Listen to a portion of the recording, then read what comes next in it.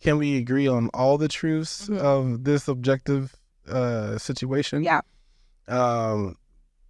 When that day comes, you know, that'll be great if it's on the outside, but really we need that on the inside. Yes, absolutely. Knowledge of self. Yes, So 100%. yeah, so we're just in this stage right now where we are creating institutions to better educate people of this cultural ancestral line. Yes. You know what I'm saying? Yes. Because there are some forces that appear to be objective.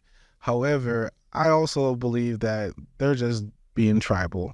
They're just doing what humans do to protect their tribe. Yeah, and that makes sense. Yeah. And you know, you talked about like the inside, right? And that's what a lot of people don't do, kind of like the self work. And you know, do you really know your identity? Do you know yourself without your tribe, without certain people, certain groups around you? And like, what is your mindset and your thinking?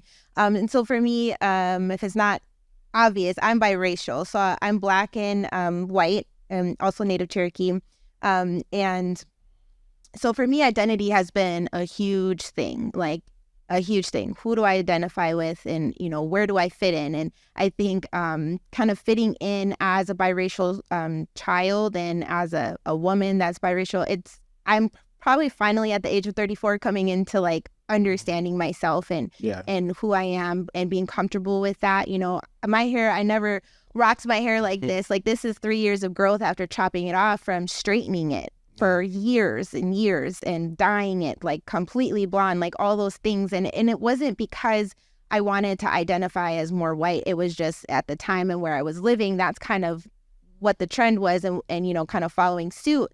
And but I also grew up in a Black community. Like, you know, I was raised by primarily my mother's mom, so my grandmother, and my dad.